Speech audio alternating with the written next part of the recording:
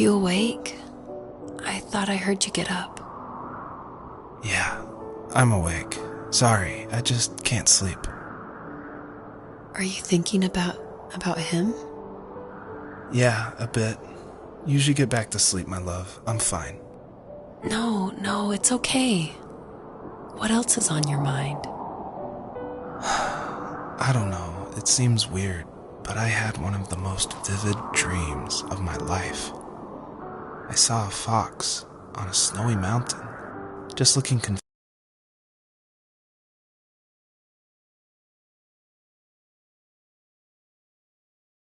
confused and worried. Those eyes, I can't get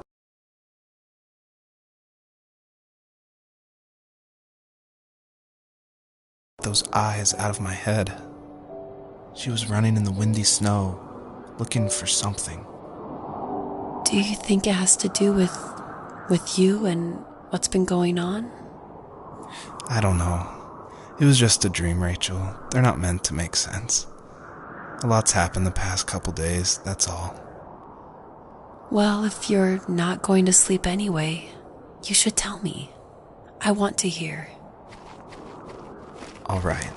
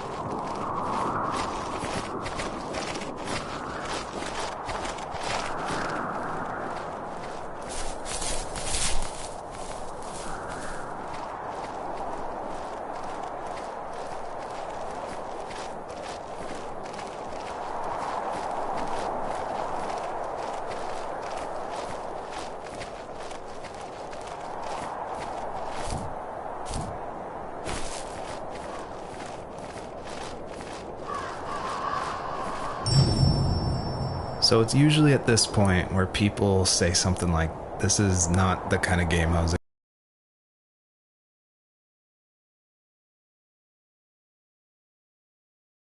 expecting."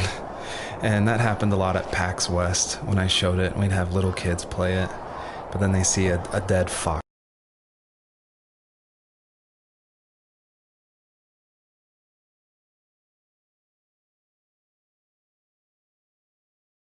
cub, or a kit is technically the word, but cub sounds, I don't know, it sounds better. Like Wes Anderson uses it in Fantastic Mr. Fox, so I thought cub would be alright.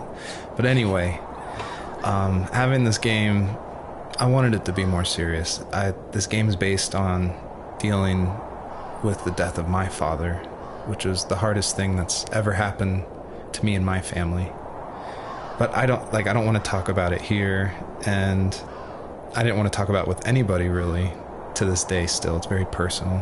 And that's why I made this game. That's exactly the reason. Because I wanted to get those feelings out and like communicate with people without like talking about it. And so that's what the first tree is. It's me dealing with my feelings.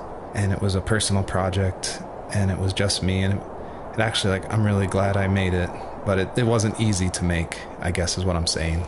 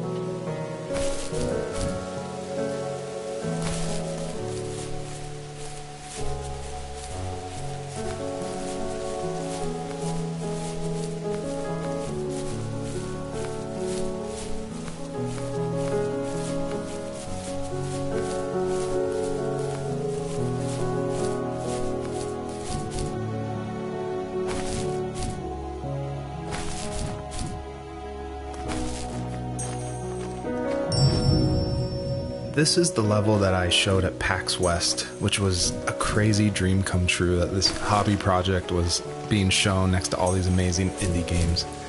So I decided to show this level because it's smaller, there's like some jumping puzzles, and I thought it was a good entry into the game. But the one thing I can't seem to forget is right before we opened to the public, there was an indie dev superstar. Like, you've definitely heard of his games.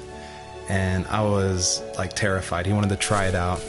So I said, of course, like, please give me your feedback. And he was super nice, super talented, of course.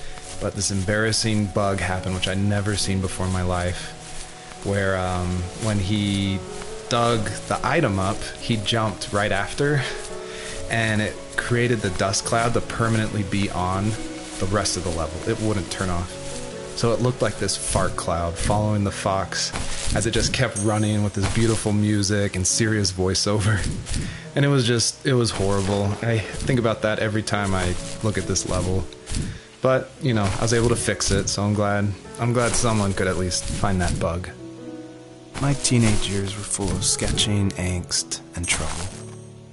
I wasn't popular or unpopular. Maybe just forgettable.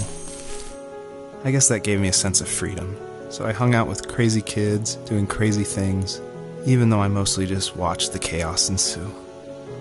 We did it all, put fireworks in mailboxes, hide roadkill in people's garages, break windows of the barber shop in Anchorage. My dad was furious, but he was so busy working he couldn't do much to stop me from going out.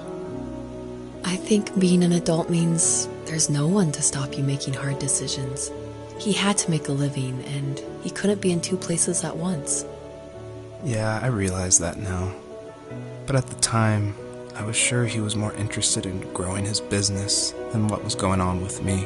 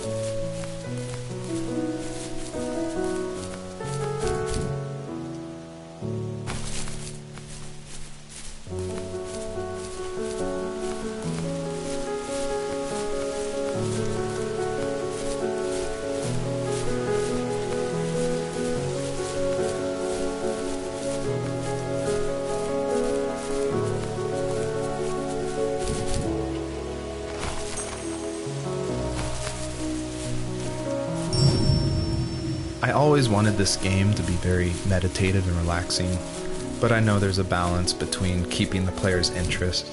So I added this butterfly jumping mechanic just to like spice things up. I used a plugin called Playmaker for Unity, which in a visual editor lets you do interactive things, which is perfect for me because I do come from a film and design background. But on the flip side, I really wish I was good at code, because this jumping mechanic, the jumping mechanic in the whole game actually has frustrated a lot of players. But hopefully I've been able to fine-tune it, so it should feel a lot better now.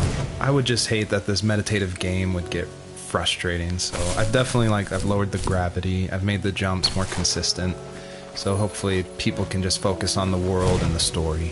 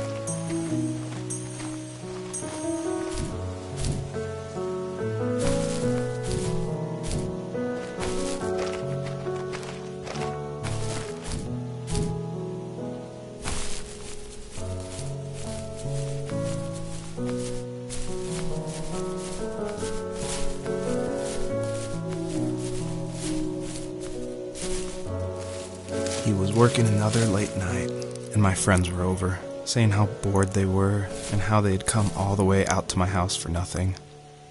One of them mentioned how that old, ugly beyond belief truck was still in the garage, and how we should take it for a spin. I was only 15, so I kind of fought it for a while. The next thing I knew, we were careening around the mountain path, rocks spitting onto the sides of the cliff, while my dad's cringeworthy bluegrass blared out the speakers. I drove while my friends were in the back of that yellow and purple truck, throwing beer bottles and trash at anything remotely interesting. Felt like I was soaring in the air with borrowed wings. But all good things have endings. A cop outside of Eagle River pulled us over after he saw us in a bottle rocket into someone's yard. What followed was a long night of talking to disappointed adults and feeling smaller than ever.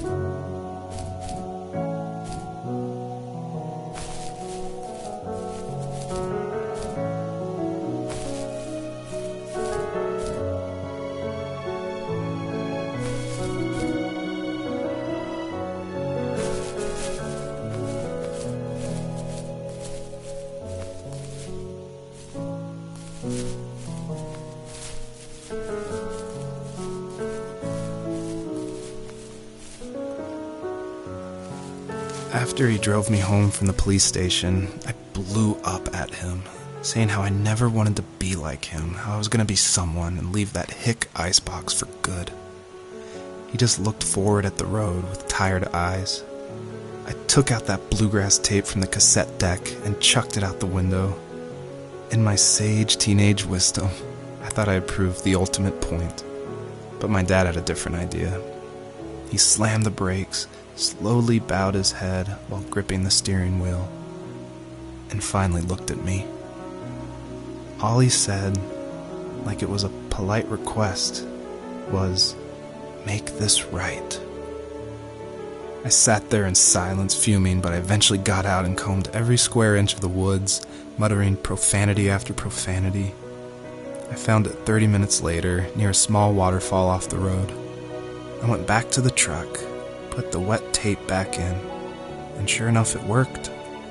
We didn't speak another word to each other the rest of the night. Wow, I knew you were a crazy teenager, but... It's hard to believe, isn't it? Surprises me too. It's like I didn't really know who that kid was back then. I bet my dad thought the same thing over and over.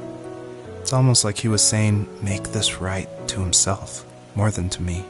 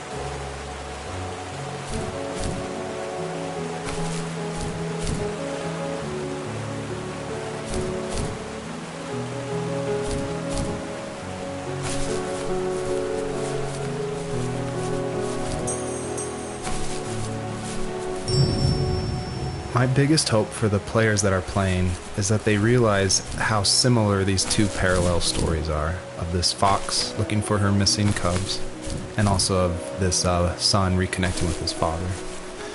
And so I try to add little touches in the voiceover and in the environment to help draw those parallels, even if they seem totally dissimilar.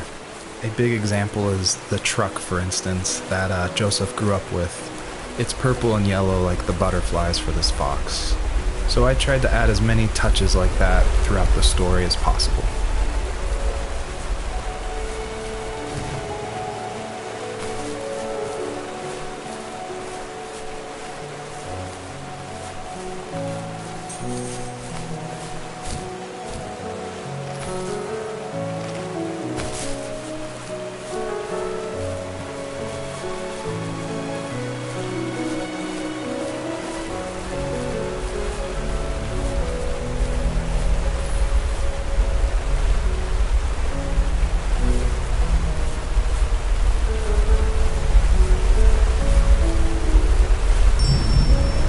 You may have noticed there's a little pond here, and believe it or not, I tried everything I could to get swimming working in this game, and I just could not do it, unfortunately. And so all the water in this game you can just stand in, which is, it still like bums me out, but the systems were not working, it was buggy. So I just had to throw it out, which, you know, I think it's okay. Like, I wish it was there, but again, the focus of this game is on the story.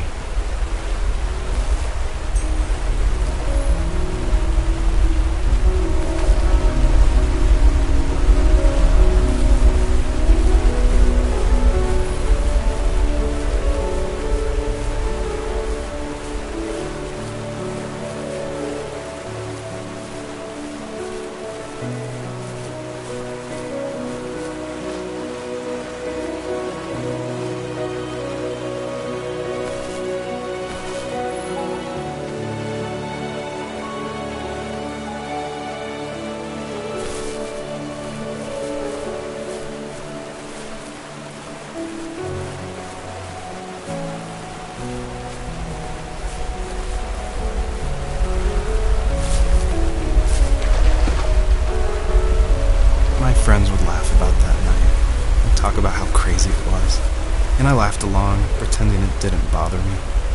But it did. I imagined my friends growing old in the bush and able to find that thrill in those godforsaken ice fields. It's like those mountains were a literal wall keeping me from leaving, where all I would have to look forward to are lumber yards and evening beers. I had to climb over.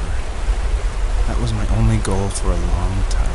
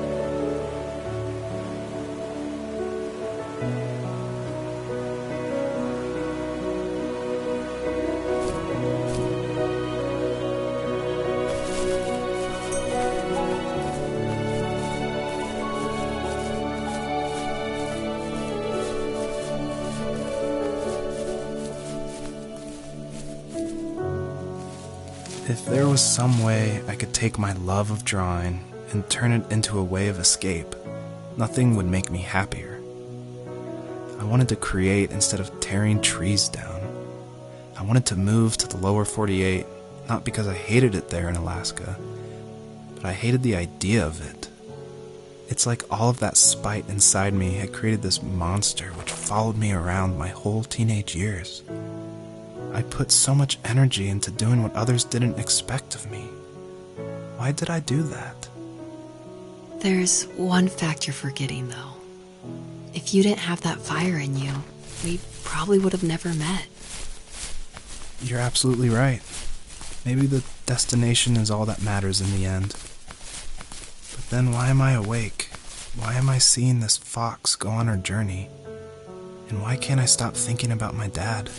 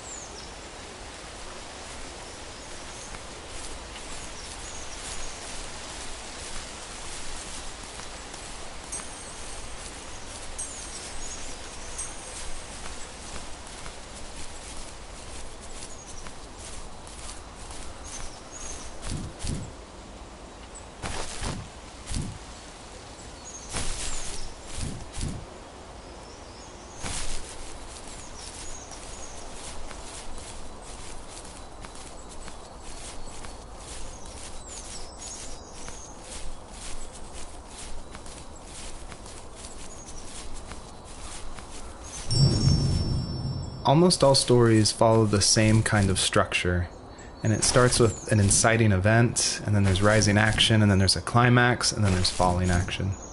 And it's actually really difficult to make an interesting story where you only hear these two people talking, and it's spoken through a dream that's already happened. And the most of the action is about this animal that isn't directly related to this couple at all. So I don't know what I was thinking, but my hope was that it would create some interesting things and connections that I didn't see before. And that was kind of the whole exercise of making the first tree.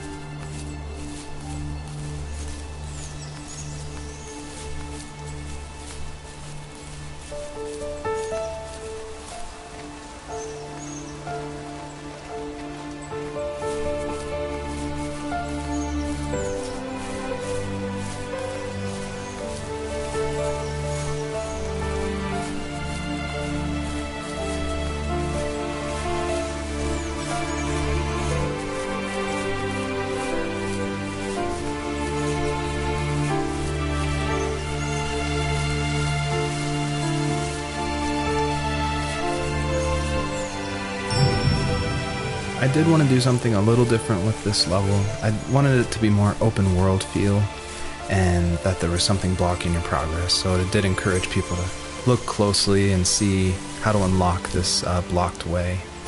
And I do like just walking around this level and listening to the beautiful music by Josh Kramer.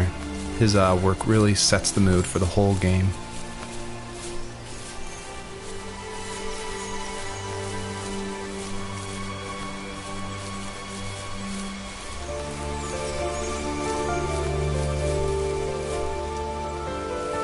My dad built a lot of stuff in his free time. If he wasn't watching fly fishing or reading Tom Clancy novels, he was carving something. He made tons of birdhouses. Not that he was into bird watching, but I think he really missed working and adding on to the home.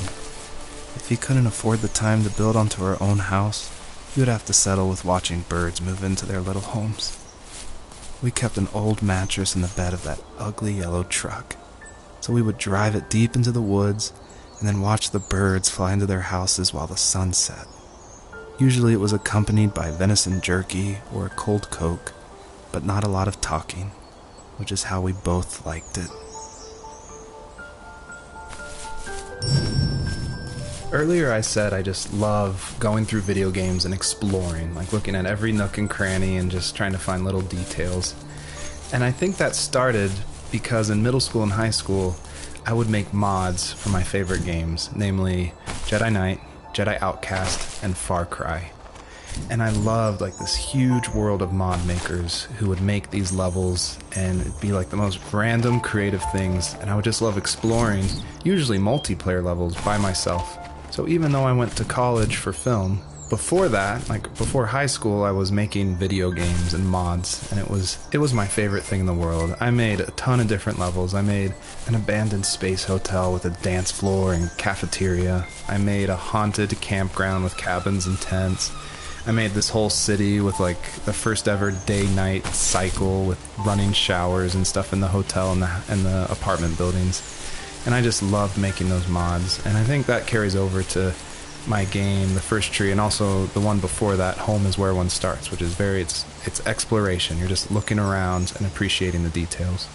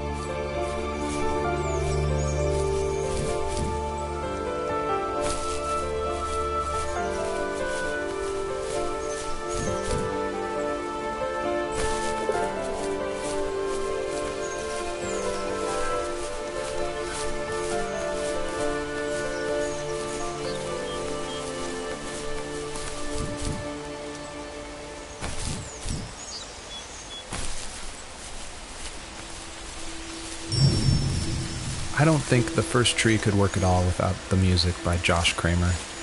And his music, it's actually publicly available to license, and so it was affordable for me since this was a hobby project. And it's something I like to tell new indie developers all the time, like, you can't afford that composer, you can't afford a full-time programmer. You need to cut corners and finish your game, and the way to do that is to use these amazing publicly available assets that anyone can purchase and license.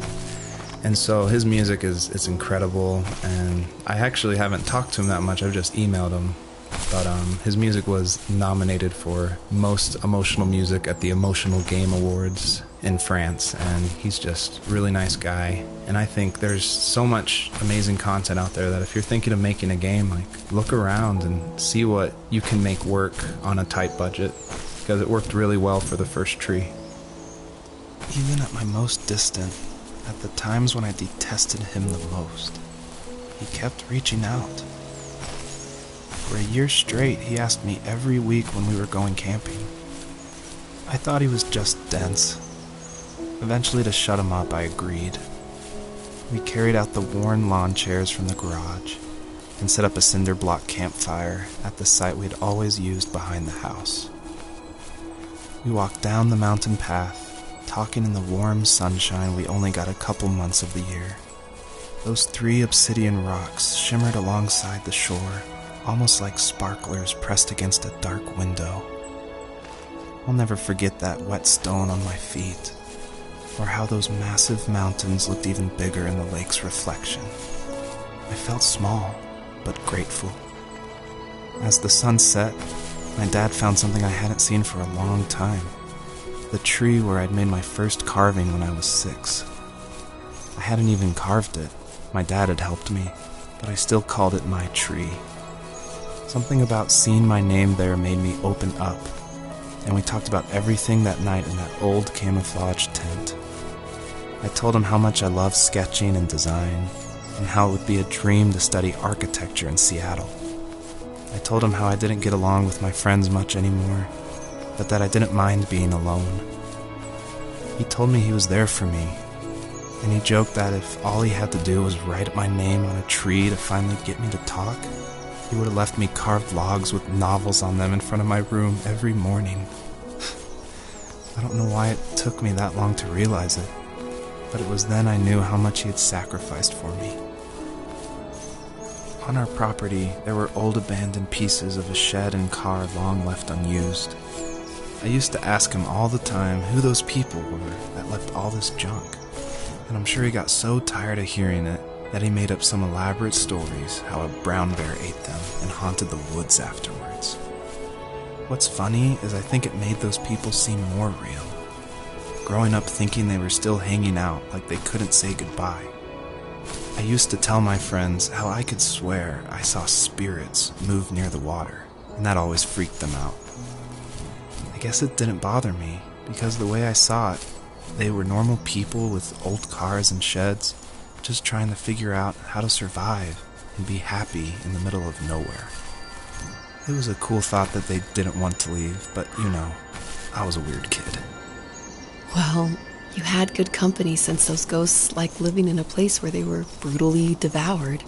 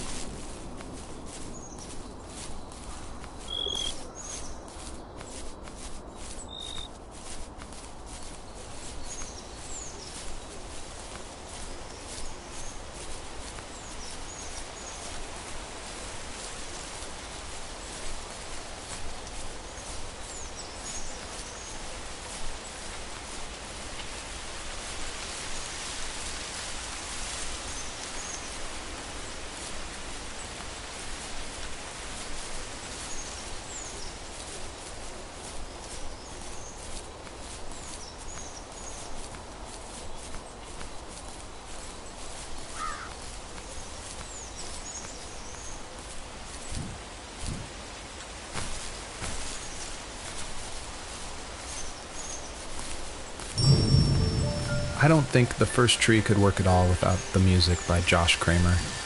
And his music is actually publicly available to license, and so it was affordable for me since this was a hobby project. And it's something I like to tell new indie developers all the time, like, you can't afford that composer, you can't afford a full-time programmer. You need to cut corners and finish your game, and the way to do that is to use these amazing publicly available assets that anyone can purchase and license. And so his music is incredible, and I actually haven't talked to him that much, I've just emailed him. But his music was nominated for Most Emotional Music at the Emotional Game Awards in France, and he's just a really nice guy. And I think there's so much amazing content out there that if you're thinking of making a game, like, look around and see what you can make work on a tight budget, because it worked really well for the first tree.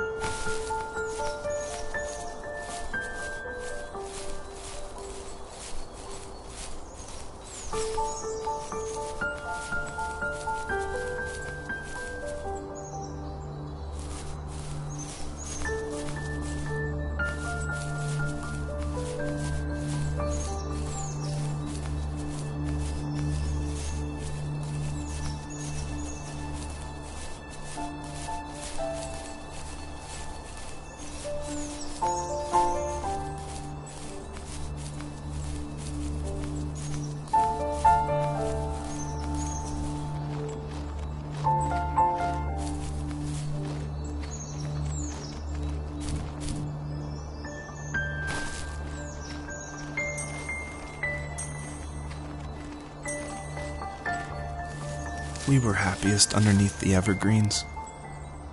We decided it was time to finally map out the hundreds of acres we lived on just to pass the time during the summer.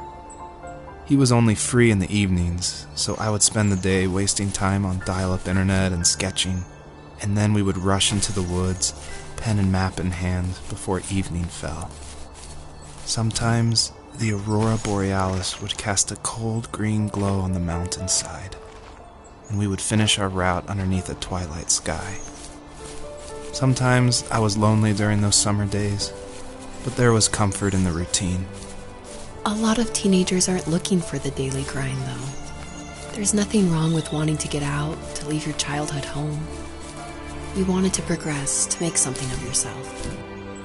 Yeah, you're right. That house. I'm sure it's the same as how I left it. Then why does it feel so different? I doubt you're the only adult to have looked back and asked that question.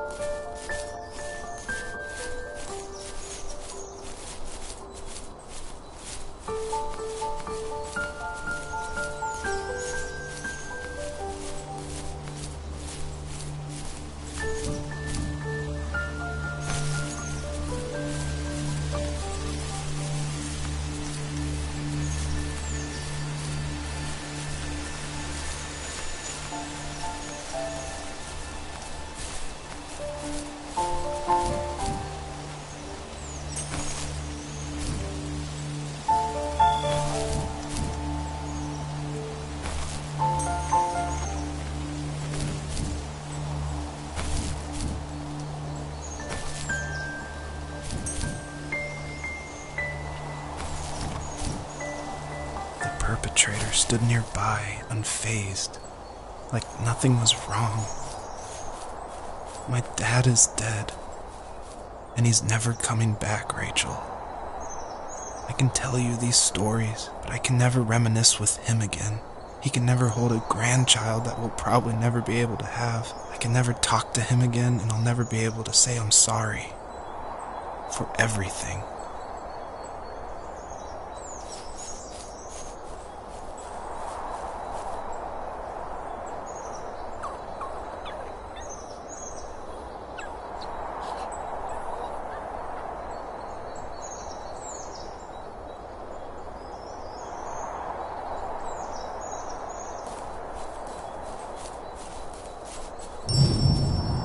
It was really important to me that the wolf in this story that takes the fox's cubs, that it wasn't explained at all. Like, it's just this entity that's in the background. And of course, it's supposed to represent something bigger than a wolf or even the fox. It's supposed to represent like the specter of death. And it comes when you least expect it. There's no justification. He's just there, always watching.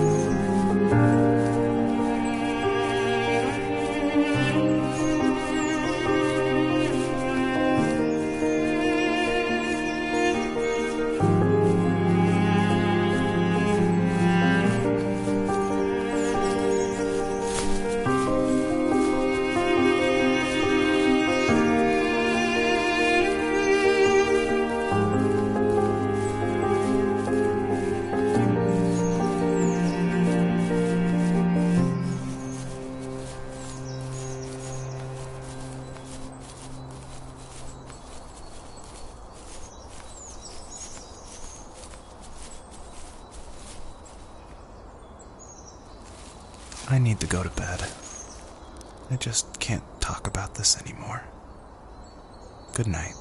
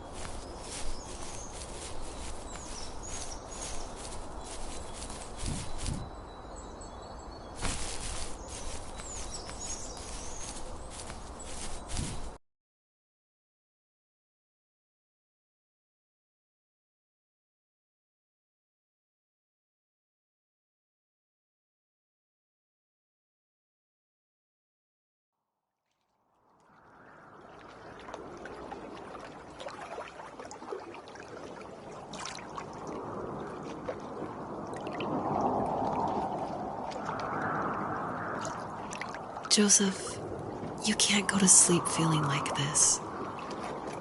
I'm sorry for everything, and I know you need space, but I'm here for you. You don't need to feel so lost. Joseph, have I ever told you what my mother was like? Hello, my name is Elise Whaley, and I was the voice actress for Rachel. I'm also David's wife. So that was convenient for working together. I was actually the voice actress for his first game, Home is Where One Starts, and I guess that I did a good enough job that David wanted me back, so I did the voice acting for this one as well. David definitely coached me through it because I'm pretty inexperienced when it comes to that. Home is Where One Starts was my first time ever doing voice acting of any kind. And we watched a lot of trailers of movies we liked to get the voice right of female leads who were talking in the trailer and try to mimic that and bring that into the game so that had the right kind of feel and the right kind of atmosphere for the voice. My character actually is the same character from Home is Where One Starts. If you've played that game, you probably connected that together. And this is her probably about 15 years later, maybe 20 years later in this game. I was happy to revisit the character of Rachel. We kind of leave her in an ambiguous spot in Home is Where One Starts. It definitely ends on a hopeful note, but there's not a lot of details. And in this game, you see that she's able to move on through a lot of her issues that she had from her abusive home and be able to start her own family and start a new cycle without that abuse, which I think is really inspiring. You know what it's like not to have a mom at home. And you know how hard that made my childhood. What helped me was watching the birds in the morning before the school bus came. I thought that my mother was one of those birds, and it made me want to be free like her. My mom taught me how to fold origami cranes while she was in the hospital. So I told myself I would fold one every day until I could fly myself. I think we both have always loved animals, and for me that love started with a dog. Sometimes this Rottweiler would come up to our property line and wait at the fence for me, but only once in a while. I was sure to check every day immediately after school, and it usually ended in disappointment.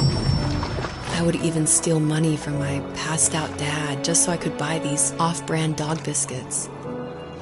Even when she did stop by, she never went beyond the fence. Why was she so scared? So it's always interesting working with your spouse because, especially on a creative project, because they want your feedback, but it's something that's also dear to their heart, and they're dear to your heart, and you definitely don't want to hurt their feelings. So I was a little nervous when David asked me, he had finally finished writing the script, and he asked me to go over it and see what I thought. And I had minored in English. I majored in art, but I minored in English, so I felt like I had a little bit of experience. But I was definitely like a little scared because you don't want to be too harsh, but you also want to be honest. And it was the biggest relief when I read the script, and I was like, oh, good. My husband's a good writer. I don't have to change that much about this, just a few like grammatical things. And that was just like the biggest relief for me, because it can be a tricky balance working with your spouse and making sure that that honesty is there, but also that love and the support is there as well. I think my dad was the opposite of your dad in almost every way, except he was in the military as well. He coped with alcohol of every kind. The trailer started falling apart, he got angry, and I withdrew. More and more I became the weird, quiet kid who made lots of origami birds and carried dog biscuits around. I think we were pretty similar when it came to being the weird kids. And that same sincerity in college was one of the reasons I was so drawn to you. Life got worse and worse. And at one point, I really didn't think I could survive another day with my soul still intact. I had no real friends, let alone neighbors, since we lived in the middle of nowhere. I should have talked to my teacher, but I was scared what he would do if he found out. As I waited for the school bus one morning, I walked around until I found something in an abandoned shed. Something I can't put into words. So we're talking about Home is Where One Starts a lot, so if you haven't played that game, maybe this doesn't make as much sense, or maybe this is a little plug that you should go play it. But in that game, it actually features one of my artworks. I work as an artist and paper cutting, actually, and David used one of my artworks as a graffitied stencil in Home is Where One Starts that's against the wall of this shack. And it actually shows up again in the first tree, just a fragment of it. The first tree, the title actually comes from one of my artworks that I made back in 2015, I want to say. And I made this artwork while I was pregnant with our first child. And it had a lot of meaning for me, and David actually helped me come up with the title. And he asked it because I was really struggling. I was like, I have no idea what to call this. And I always go to David for title ideas and to bounce ideas off of him. And that's like the only way I can ever come up with a title is by talking with him.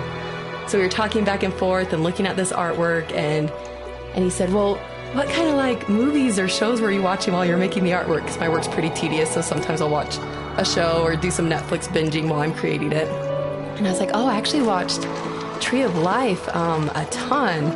And then we're like, Tree of Life. And we started thinking more about that, and then arrived at the first tree.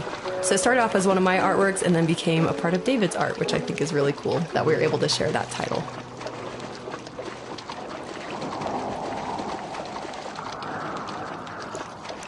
You have strength, Joseph, and you're not as alone as you think. It's all just so pointless. Just waiting for life to happen. It's like having the home I always wanted is cursed out of my reach. The thought of being a parent myself. How could I do that when I couldn't even be a good son? I'm sorry. I know what you're saying. I just don't know how things will work out. These quiet hours will turn into years. We'll wonder which roads passed us by. Then we'll forge a new road together. Besides, I discovered for myself that one fateful morning where any hopeful road leads to. There may be thorns and mist, but it always leads to the same thing. And what's that? Family. I'm so glad that you're part of my family, Rachel. And I'm glad you're part of mine.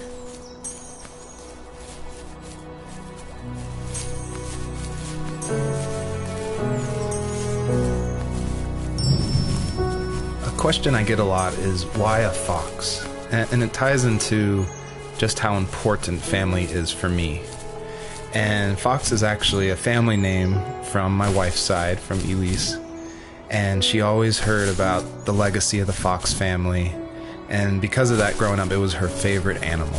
She even made these 2 wooden foxes for our wedding cake toppers. So I thought it would be cool to have that animal in the game while these 2 people are having this conversation in the middle of the night.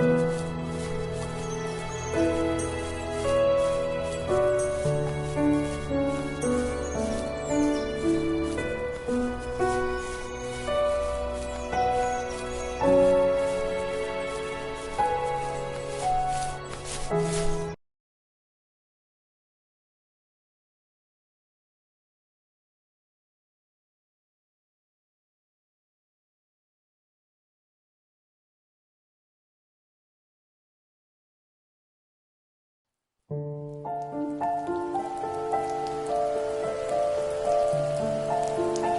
fox knew her last cub would be waiting for her at the first tree. She was almost there. The rain cascaded onto the jade valley where the entrance to the tree was. Life was protected there, because that's where life began. It was now only a mother and a daughter left. Items from my life still dotted the ground as she moved closer to her destination and destiny.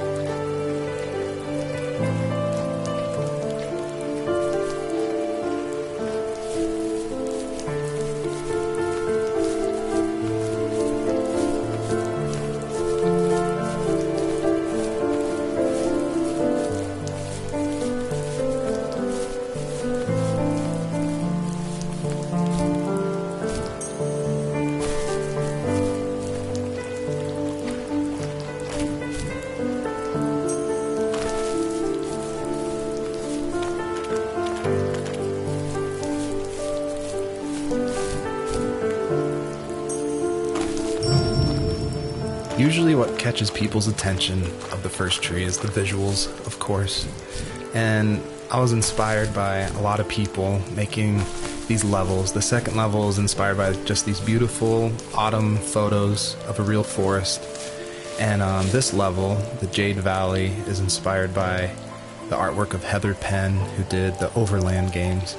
I just love those greens with a lot of gray in it. I love the strong vignettes in the corners of the frame. And of course, this environment pack was made by the very talented Swedish designer Mikael Gustafsson.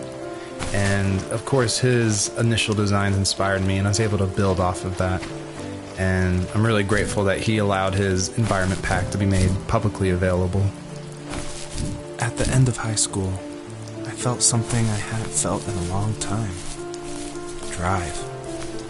I looked into the best architecture schools on the West Coast and got a dose of reality when looking at other students' portfolios and the high cost of tuition.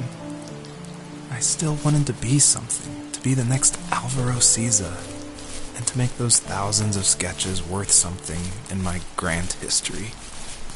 But now even an internship sounds impossible. Siza helped me understand how essential emotion is in architecture. And he also said light is the real composer of space. I like to think these glints of light, like not finding a job, or even a strange dream about a fox, are something I should be thankful for, even if the illuminated space is something I'm less than comfortable with.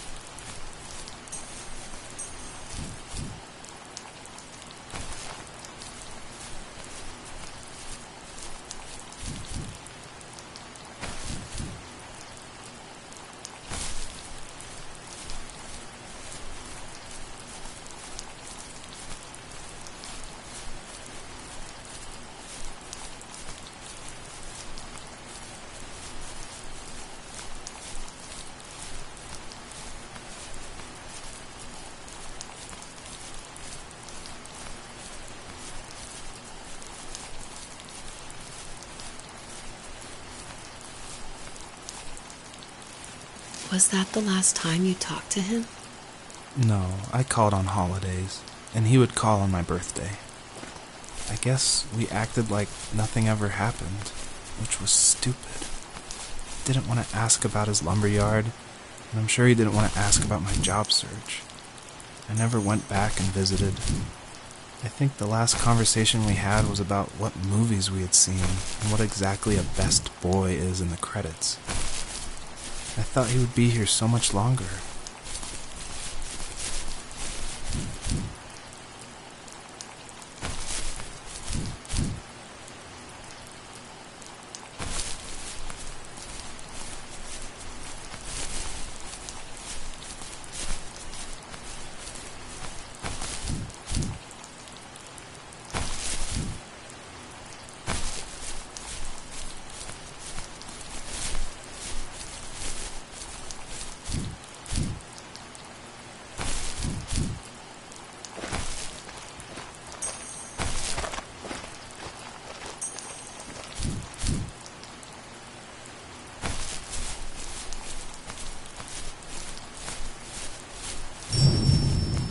By now you've probably caught on to some of the themes I love to explore in these stories.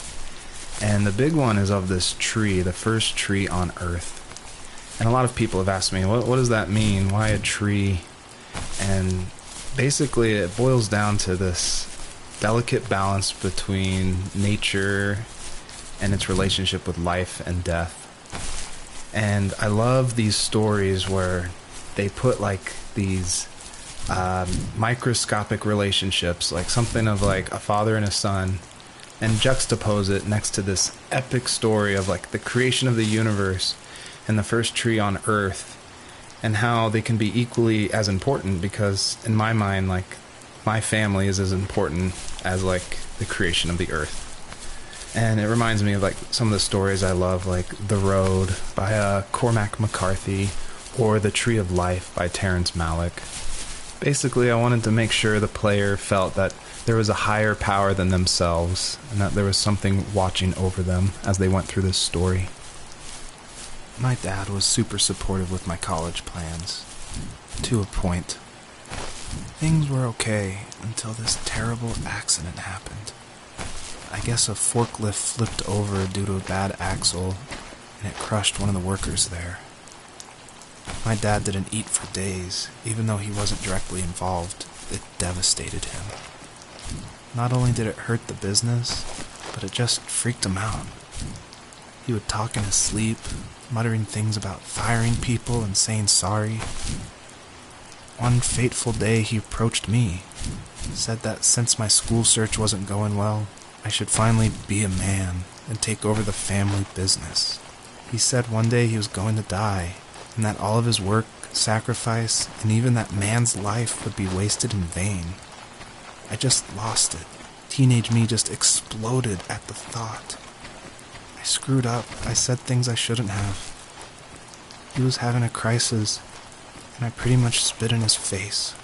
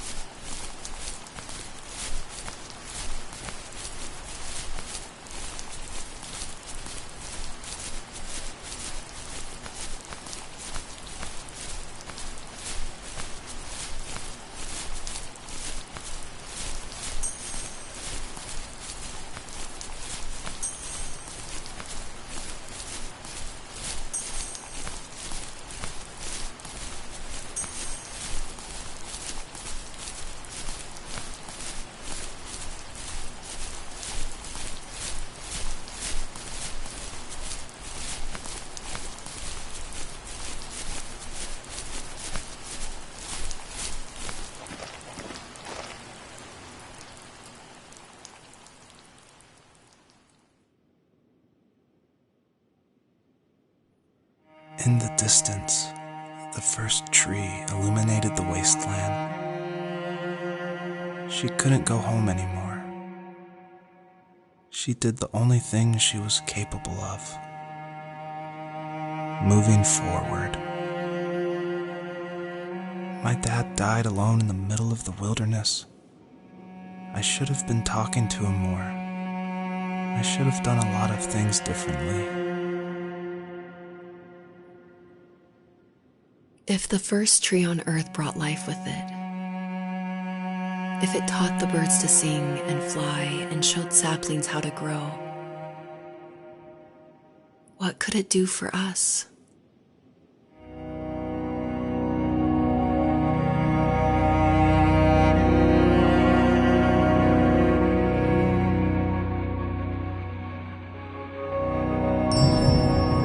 Obviously, there's a really emotional part, but I'm going to talk through it anyway. A lot of people correctly identify that Journey was like a huge inspiration for the first tree. And this part, it is like a callback to that part where you're climbing up the mountain with your friend you don't know, and it just gets snowier and snowier, and you just keep going, and then eventually you collapse. And that part, that made a huge impact on me. And I don't even own a PlayStation 3 or 4. I rented a PlayStation from like a rent-a-center right after completing Home is Where One Starts, just because I'd heard so much about it. And everyone was right. It was a very impactful game, and it definitely inspired the first tree. There was a letter I received yesterday from a name I didn't recognize, with a quote I can't stop thinking about. Death is not the opposite of life, but a part of it. More and more, I'm realizing one important truth. Each of us have our own journey to the first tree. But sometimes I'm not sure I'm ready to take that first step. You already have my love.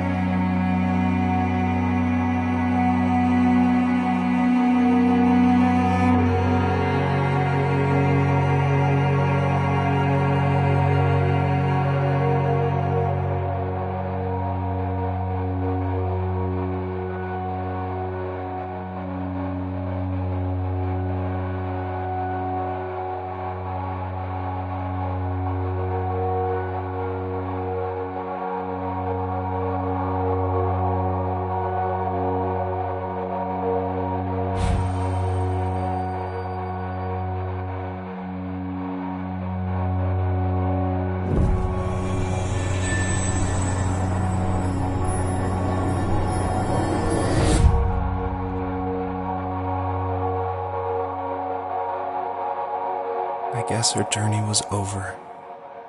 But I have no idea. It was only a dream. A distraction from tomorrow. I don't think dreams normally bring back to memory so many important feelings. Maybe it was just a dream, but it was also a gift. Yeah, I suppose. But tomorrow we're getting on a plane to the last place on Earth I want to be. The only person that would have made the trip worth it is gone. You're going to see him and be with him one last time before you say goodbye. I have one last quote for you by Emerson, sealed in an imaginary letter from me to you. It is the secret of the world that all things subsist and do not die, but only retire a little from sight and afterward return again. Go to sleep, my love. We have a big day tomorrow, but I'll be there with you every step of the way. Thank you. Thanks for listening. Good night, Rachel. Good night, Joseph.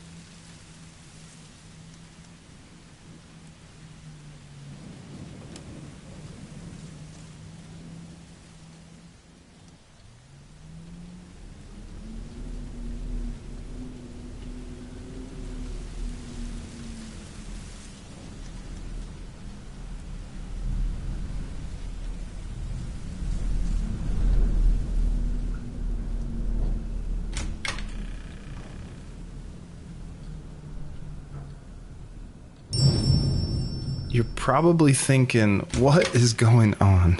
And that was definitely my intention for this epilogue part of the first tree. This is my favorite part. This is the part I'm most proud of.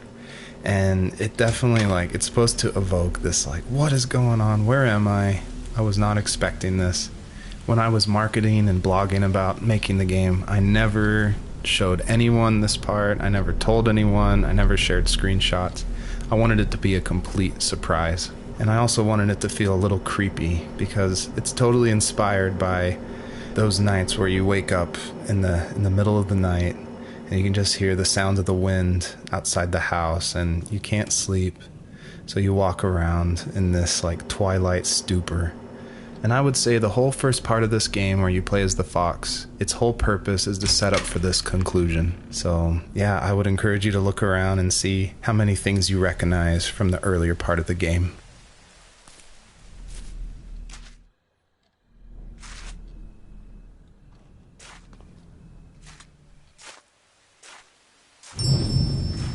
I tried hard to foreshadow this epilogue just because I wanted it to be a surprise, but I didn't want it to feel too out of place that it would be humorous.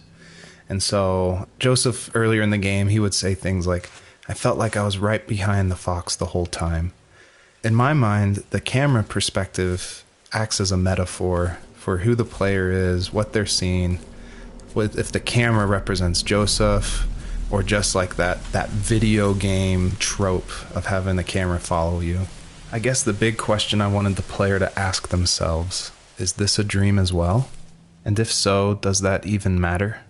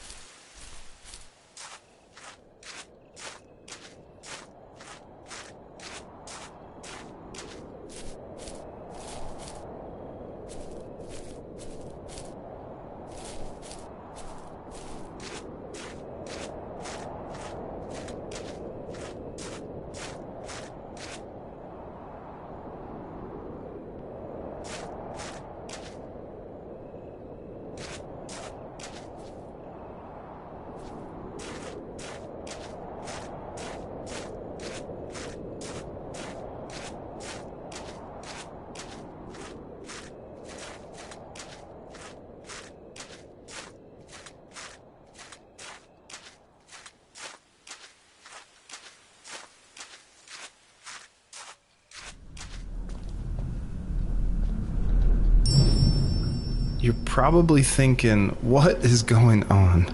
And that was definitely my intention for this epilogue part of the first tree. This is my favorite part. This is the part I'm most proud of. And it definitely, like, it's supposed to evoke this, like, what is going on? Where am I? I was not expecting this. When I was marketing and blogging about making the game, I never showed anyone this part. I never told anyone. I never shared screenshots. I wanted it to be a complete surprise. And I also wanted it to feel a little creepy because it's totally inspired by those nights where you wake up in the middle of the night and you can just hear the sound of the wind outside the house and you can't sleep. So you walk around in this like twilight stupor. And I would say the whole first part of this game where you play as the fox, its whole purpose is to set up for this conclusion. So yeah, I would encourage you to look around and see how many things you recognize from the earlier part of the game.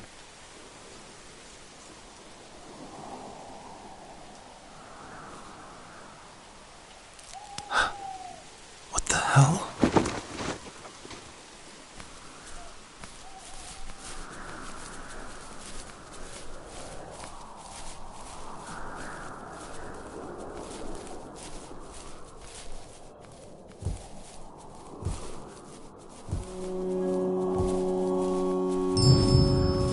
I purposefully fade out the crosshair in the middle of the screen because I wanted it to be a direct callback to the camera following the fox in the first 5 levels of the first tree. I wanted it to go for that gut reaction that this was very familiar, yet totally in a different world.